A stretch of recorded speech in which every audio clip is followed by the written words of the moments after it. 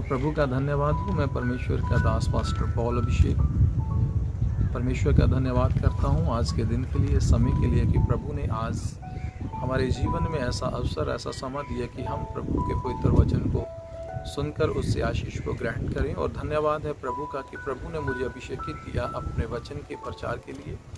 मैं उम्मीद करता हूं कि आप सभी अच्छे हैं, क्योंकि हमारा प्रभु आपसे बहुत प्यार करता है और हम सबको वो संभालता है और हम सब के लिए वो ज़रूरतों को पूरा करता है। आओ हम परमेश्वर के पवित्र वचन से एक आयत को पढ़ेंगे। नीति वचन में हम परमेश्वर का वचन पढ़ेंगे, 3 अध्याय उसकी 5 और 6 आयत को।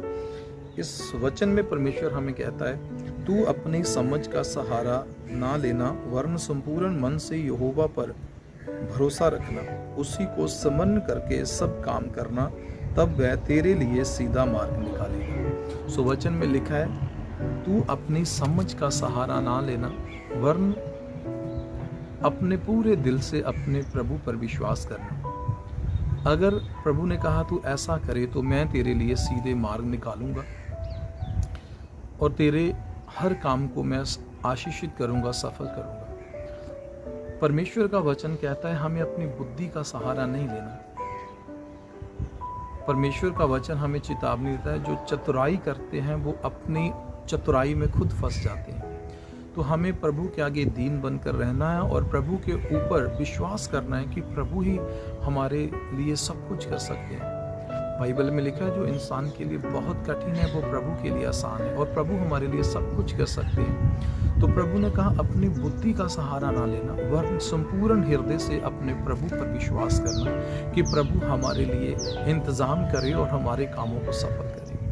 पिता के वचन में लिखा है, यदि तू अपनी बुद्धि का सहारा ना ले और उसके ऊपर अपने पूरे दिल से विश्वास करे तो तेरे लिए मार्ग सीधे होंगे, तू सफल होगा, तेरे जीवन में आशीष होगी। लेकिन हमारे जीवन में समस्या कहाँ है? जब हमारे जीवन में कोई ऐसी चुनौती, ऐसी समस्या, ऐसी कोई ना कोई परेशानी आ जाती है, तो तब हम प्रभु के ऊपर पूर्ण दिल से विश्वास नहीं कर पाते। अपनी समस्या से हम खुद लड़ना चाहते हैं, अपनी समस्या का हम खुद हल निकालना चाहते हैं और प्रभु को पीछे करके हम आगे होते हैं। नहीं, मैं अपनी समस्या के साथ आप फाइट करूंगा और मैं अपनी समस्या को आप दूर करूंगा। हमारी चुनौतियां जो हमारे जीवन में होती हैं वो जाती नहीं है, वो बरकरार रहती है, क्योंकि उन चुनौतियों को दूर करने के लिए हमारे प्रभु की हमें जरूरत है। और यदि हम पूरे दिल से प्रभु पर विश्वास करें तो प्रभु हमारी मदद करेगा उन चुनौतियों को दूर करने के लिए। ऐसा ही एक चैप्टर में जो हम जब हम पुराना नियम पढ़ते हैं तो उस चैप्टर में दूसरा इतिहास 20 अध्याय जब हम पढ़ते हैं तो उसमें लिखा है प्रभु के वचन में, जब परमेश्वर के लोगों के ऊपर एक संकट आया और अचानक आया तो तब उन्होंने क्या किया। परमेश्वर के वचन में से हम पढ़ेंगे दूसरा इतिहास 20 अध्याय, और जब हम 20 अध्याय को पढ़ते हैं तो इस जगह पर ऐसा लिखा है, 20 अध्याय उसकी पहली आयत, इसके बाद मोआबियों और अमोनियों ने और उसके साथ कई मुनियों ने युद्ध करने के लिए यहोशापात पर चढ़ाई की। वचन में लिखा है दूसरा इतिहास 20 अध्याय उसकी पहली आयत से हमने पढ़ा है, कहता उसके बाद मोआबियों और अमोनियों ने और उनके साथ कई मुनियों ने युद्ध करने के लिए यहोशापात पर चढ़ाई की। यहोशापात उस समय यहूदा का राजा था और उस यहूदा के राजे के ऊपर 3 टोलियों ने, 3 मंडलियों ने उसके ऊपर युद्ध करने के लिए आपस में एकता की और एकता करके उनके यहूदा के बादशाह के यहोशापात से लड़ने के लिए वो चल पड़े। और वचन में लिखा है, जब यहोशापात को इस बात का पता चला तो यहोशापात जो उस समय यहूदा का राजा था वो डर गया। और परमेश्वर का वचन कहता है, इसकी 3 आयत में लिखा है, तब यहोशापात डर गया और यहोवा की खोज में लग गया और पूरे यहूदा में उपवास का प्रचार करवाया। अंत यहूदी यहोवा से सहायता मांगने के लिए इकट्ठे हुए, वरन वह यहूदा के सब नगरों से यहोवा से भेंट करने को आए। वचन में लिखा है, जब यहोशापात बादशाह को पता लगा तो वो डर गया, और जब वो डर गया तो उसने यहोवा को खोजने के लिए, परमेश्वर को खोजने के लिए प्रार्थना की और उसने फरमान जारी किया कि आओ हम सभी मिलकर उपवास करें और उपवास करके यहोवा से सहायता मांगे, परमेश्वर से सहायता मांगे, क्योंकि हमारे ऊपर अचानक ऐसी विपदा आ पड़ी है, ऐसा संकट आ पड़ा है कि हमारे खिलाफ तीन मंडलियों ने, तीन अलग अलग लोगों ने, जिनकी बहुत बड़ी सेना है, उन्होंने एकता में आकर हमारे साथ युद्ध करने के लिए उन्होंने एकता की है कि हमारे खिलाफ आए। तो वचन में लिखा है, जब यहोशूपात को पता चला तो वो बहुत डर गया, लेकिन उसने प्रभु पर विश्वास किया, परमेश्वर के ऊपर विश्वास किया, और उसने विश्वास करके प्रभु के लोगों को भी कहा कि आप भी विश्वास करें और आओ हम सब मिलकर उपवास करें और प्रभु के आगे दुहाई दें कि प्रभु हमारी दुहाई सुने और हमारे शत्रुओं से हमें बचाए। और वचन में लिखा है, जब वो सभी एक मन होकर परमेश्वर के आगे प्रार्थना कर रहे हैं, और यहोशूपात ने फिर परमेश्वर के आगे, जब वो सभी प्रार्थना कर रहे हैं, उपवास कर रहे हैं, तो यहोशूपात ने परमेश्वर के आगे कहा, इसकी जब हम 12 आयत को पढ़ते हैं तो 12 आयत में लिखा है, 20 दूसरा इतिहास 20 उसकी 12 आयत में लिखा है, हे हमारे परमेश्वर, क्या तू उनका न्याय ना करेगा? जय जो बड़ी भीड़ हम पर चढ़ाई कर रही है, उसके सामने हमारा तो बस नहीं चलता, और हमें कुछ सूझता नहीं कि क्या करना चाहिए, परंतु हमारी आंखें तेरी ओर लगी हुई है। कहता क्या है परमेश्वर, तू हमारा न्याय ना करेगा? वो बहुत बड़ी भीड़ जो हमारी ओर आ रही है, हमें नाश करने के लिए, हमें गुलाम बनाने के लिए, हमें ख़त्म करने के लिए, परमेश्वर क्या तू उनके खिलाफ हमारे साथ होकर लड़ेगा नहीं? हमें कुछ भी नहीं सूझता, फिर भी हमारी आंखें तेरी ओर लगी हुई है। उसने कहा, प्रभु मुझे कुछ नहीं समझ में आ रहा है कि मैं क्या करूं, मुझे कुछ भी सूझता नहीं है, पर हमारी आंखें तेरी ओर लगी हुई है। ऐसी हालात में, ऐसे समय में उसने अपने विश्वास को दिखाया और अपनी बुद्धि का सहारा नहीं लिया। उसने परमेश्वर पर विश्वास किया कि नहीं, मैं प्रभु पर विश्वास करूँ, मैं परमेश्वर के ऊपर ईमान रखूँगा। और वचन में लिखा, जब उसने ऐसा किया तो परमेश्वर ने उनके ऊपर अनुग्रह किया, और परमेश्वर ने अपने दास हिजकिय्याह के द्वारा उनसे बात की। और अगले आयतों को, अध्याय को आप अगर स्टडी करेंगे, अपने घर में पढ़ेंगे, तो उसमें लिखा है, परमेश्वर ने अपने नबी के द्वारा उनसे बात की और उनको बोला, देखो परमेश्वर आपके साथ है, भयभीत ना हो, डरो नहीं, परमेश्वर आपके साथ है और परमेश्वर आपको विजयी देगा।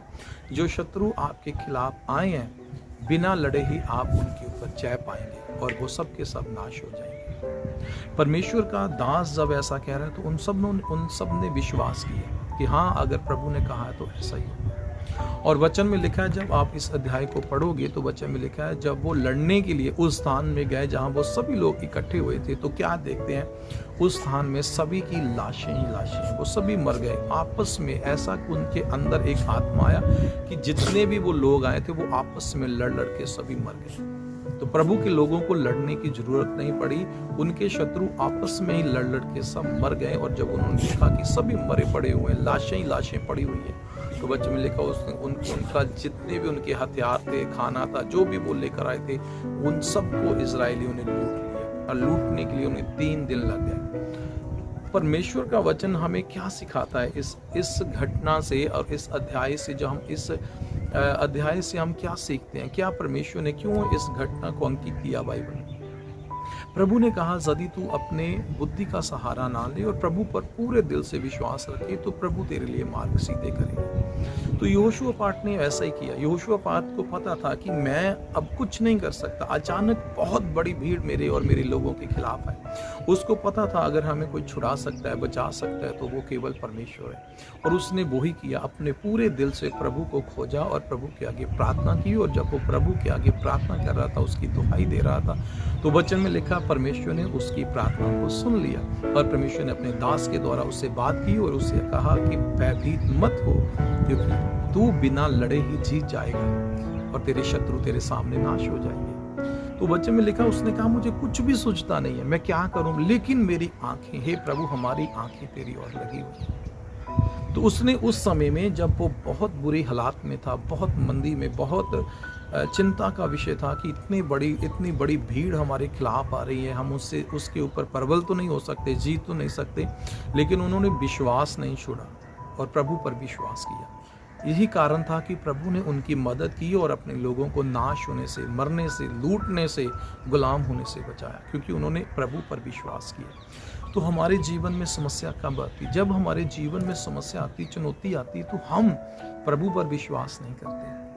यहोशूआपात ने प्रभु पर विश्वास किया। उसने किसी की सलाह नहीं ली, किसी सलाहकार के पास नहीं गया, वो किसी पड़ोसी देश के पास नहीं गया कि हम जितने पड़ोस में देश हैं उनके पास जाते हैं, उनकी मदद मांगते हैं कि हमारी मदद करो अपनी सेनाओं के साथ, अपने लोगों के साथ, अपने हथियारों के, अपने घोड़ों, अपने रथों के साथ। उसने किसी पड़ोसी देश से मदद नहीं ली, अपने मंत्रियों से मदद नहीं ली, सलाहकारों से मदद नहीं ली। उसने कहा नहीं, आओ हम सभी प्रभु के आगे झुकें और प्रभु को पुकारें, क्योंकि इस समय में अगर हमें कोई बचा सकता है तो वो केवल प्रभु है। जब हमारे ऊपर, जब हमारे घराने के ऊपर ऐसी कोई चुनौती, ऐसी समस्या अचानक आ जाती है, तो हमें लगता है ओ हम बहुत बड़ी समस्या में आ गए, बहुत बड़ी चुनौती में आ गए। तो होता क्या है, हम किसी ना किसी के पास जाते, किसी बंदे के पास, किसी ऑफिसर के पास, किसी बड़े ओहदे वाले के पास, भाई हमारी मदद कर। सलाहकारों के पास जाते हैं, बुद्धिमान लोगों के पास, हमारी मदद करो। हम प्रभु के पास नहीं जाते, जब प्रभु के आगे झुकते नहीं हैं, हम लोगों के पास इधर उधर भटकते हैं कि हमारी मदद करो। इसीलिए हमारी वो समस्या कई महीने से, कई सालों से अभी भी बरकरार है, क्योंकि हम लोगों पर ईमान ला रहे हैं, लोगों के ऊपर विश्वास कर रहे हैं कि हमारी मदद करो, हमारी सहायता करो। लेकिन उसके उल्ट हमें करना क्या चाहिए था? यहोशूआपात के समान प्रभु के आगे घुटने टेककर, प्रभु मैं इंसान के पास नहीं जा रहा, मैं किसी की मदद लिए, किसी की सलाह लेने नहीं जा रहा, मैं तो प्रभु आपके आगे सर झुकाता हूँ, आपके आगे विनती करता हूँ। मुझे कुछ नहीं सोचता कि मेरा पति कैसे बदलेगा, मेरा बेटा कैसे बदलेगा। अगर वो बुरी संगत में चला गया, नशे में चला गया और वो अच्छी जिंदगी नहीं जी रहा, वो कैसे वापस आएगा, कैसे उसे मैं परमेश्वर आपकी महिमा के लिए वापस लेकर आऊँ। मुझे सोचता नहीं है, मेरे पास उसका कोई भी हल नहीं है, लेकिन मैं जानता हूँ प्रभु तेरे पास उसका हल है। तू उसकी ज़िंदगी को बदल सकता है, तू उसे निकाल सकता है, तू मेरे शत्रुओं को शर्मिंदा कर सकता है, तू मेरी शर्मिंदगी को दूर करके मुझे इज्जत दे सकता है। तो अगर हम प्रभु के पास जाएं, घुटने टेकें और प्रभु को खोजें और प्रभु के आगे विनती और प्रार्थना करें, यहोशूआपात यहूदा के लोगों के समान, तो प्रभु हमारी मदद करने के लिए तैयार है। परमेश्वर का वचन इसीलिए कहता है तू अपनी बुद्धि का सहारा ना ले, वरन प्रभु के ऊपर संपूर्ण हृदय से विश्वास कर। क्या हम प्रभु के ऊपर अपने पूरे हृदय से विश्वास करते हैं? अगर हम करते हैं, अगर आप कहते हैं हाँ मैं करता हूँ, तो फिर हमें प्रभु पर ही विश्वास करना चाहिए, किसी बंदे के ऊपर नहीं। वचन में लिखा है, श्रापित है वो बंदा जो बंदे पर ईमान लाता है, लेकिन धन्य है वो इंसान जो प्रभु पर ईमान लाता है। तो हमें प्रभु पर ईमान लाना है, हमें बंदों के ऊपर ईमान नहीं लाना। प्रभु पर ईमान लाएं। अगर आप पूरे दिल से प्रभु पर ईमान लाएंगे, उसी से मदद मांगेंगे, उसी से सहायता मांगेंगे, तो मैं ईमान के साथ कहता हूँ, प्रभु का वचन इस बात की गवाही देता है कि प्रभु हमारी मदद करने के लिए तैयार है। वो हमें छुड़ाने और हमें बचाने के लिए तैयार है। प्रभु आपसे बहुत प्यार करते हैं।